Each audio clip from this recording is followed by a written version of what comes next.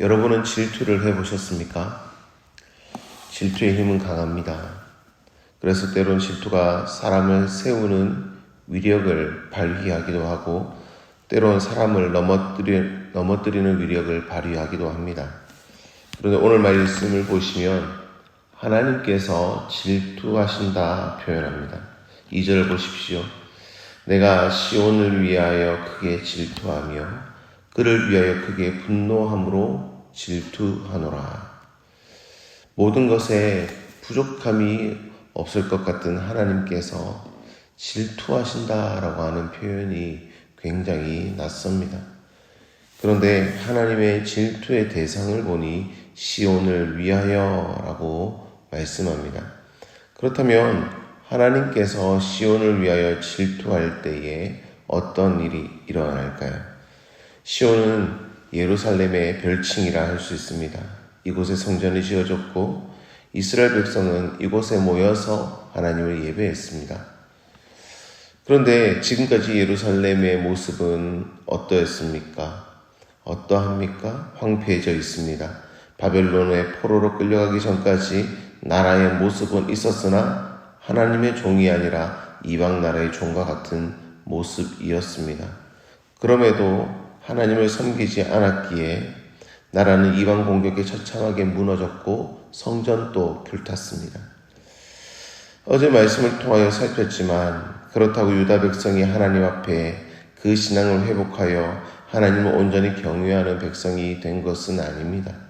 그럼에도 하나님께서 이들에게 말씀하시기를 내가 시온을 위하여 크게 질투한다 말씀합니다.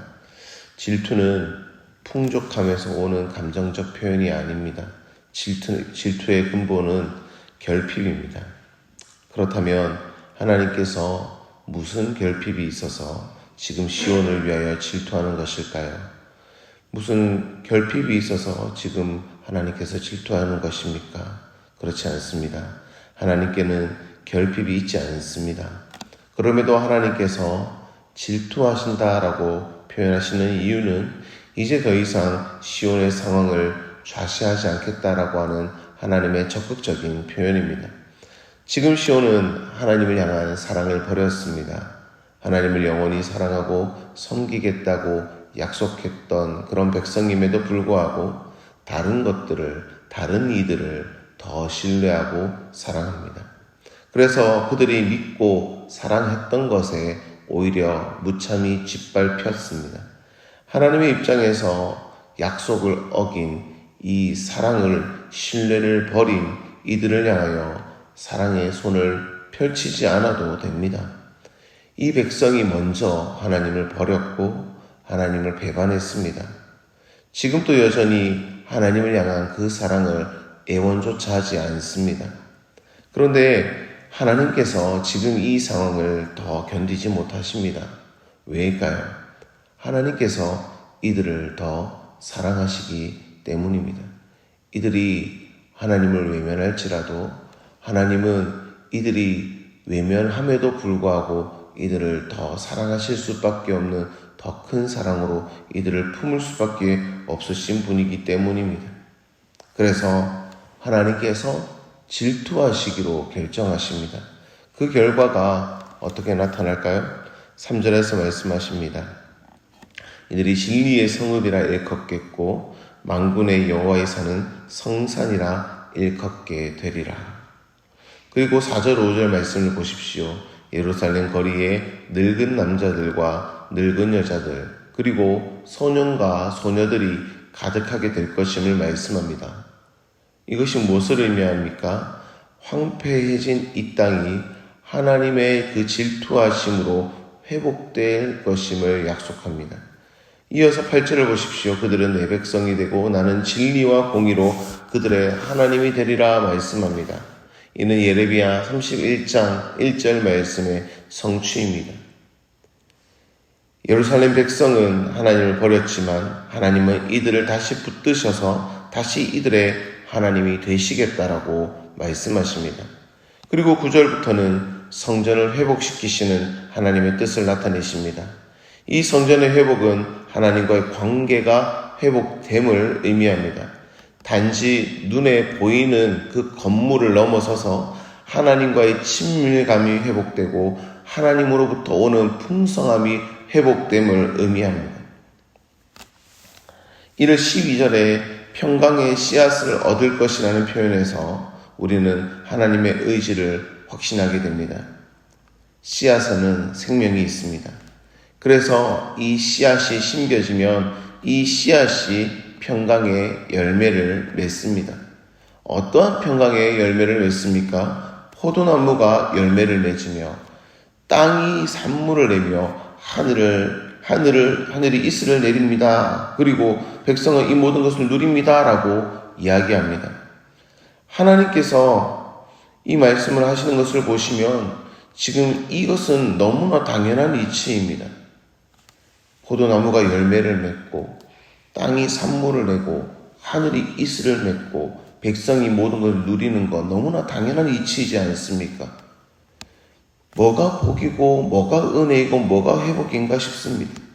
그런데 이러한 것을 빼앗겨 보는 사람은 이것이 거저 주어지는 당연한 것이 아님을 알고 있습니다. 이 평범한 일상이 하나님의 은혜의 결과임을 잘 압니다.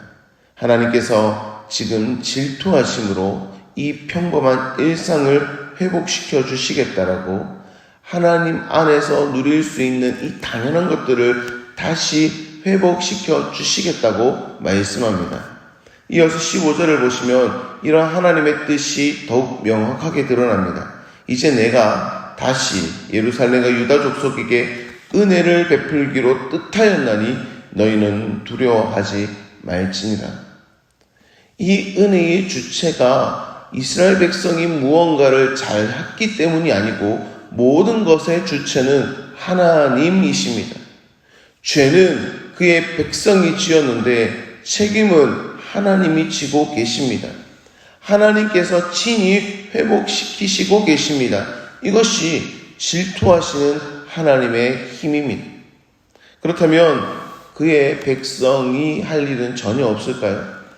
하나님께서 이 백성이 죄를 지었음에도 불구하고 다시 회복시키시고 하나님이 이들이 하나님을 사랑하지 않고 신뢰하지 않음에도 불구하고 하나님께서 질투하심으로 이들을 여전히 사랑하시니 이 백성은 여전히 하나님을 향하여 외면한 채 등을 돌린 채 그렇게 살아가면 그만일까요? 그렇지 않습니다. 16절 17절을 보십시오.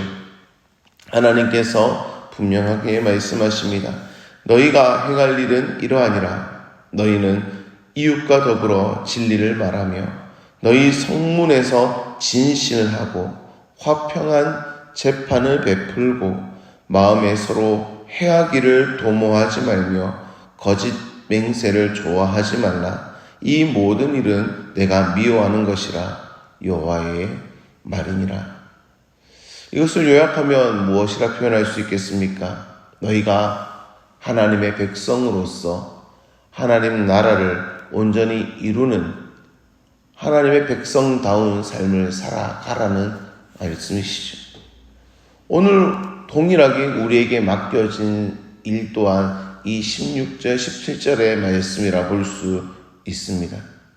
오늘 여러분의 삶에 이웃과 더불어 진리를 말하고 우리에게 주어진 삶 가운데에서 우리의 그런 육체적인 언어로 사람을 함부로 판단하고 사람을 미워하며 사는 것이 아니라 우리의 삶의 구석구석에 화평한 재판들이 일어나고 서로 해하기를 도모하지 않고 거짓 맹세를 좋아하지 않고 하나님께서 기뻐하지 않는 일을 외면하기로 결정하며 살아가는 그 삶의 모습들이 우리의 삶 가운데 있기를 소망합니다.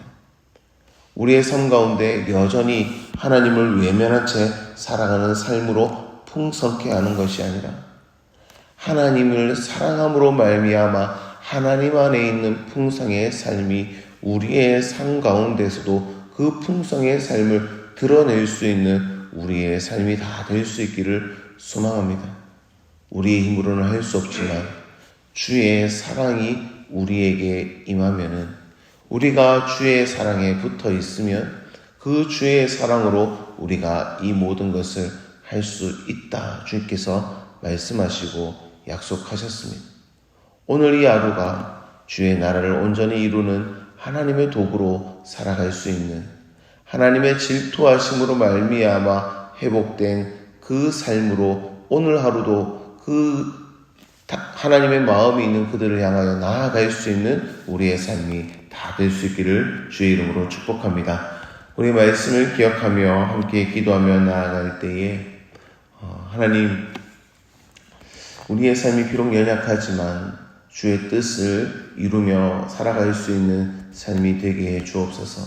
또한 우리의 삶 가운데 회복되어야 될 부분이 있다면 주여 우리의 삶 가운데 주의 질투의 능력을 드러내시어서 하나님의 은혜로 말미암아 다시금 회복되는 우리의 삶이 되게 해 주십시오라고 함께 기도하며 나가기를 소망합니다. 특별히 또한 오늘 교회를 위해 기도하실 때에 오늘 수요 기도회가 있습니다. 찬양 가운데, 말씀 가운데, 기도 가운데 풍성하신 하나님의 은혜를 누리는 우리 모두가 되게 해달라고, 우리 교회가 되게 해달라고 함께 기도하시고 개인 기도하시고 평안히 돌아가시기를 바랍니다.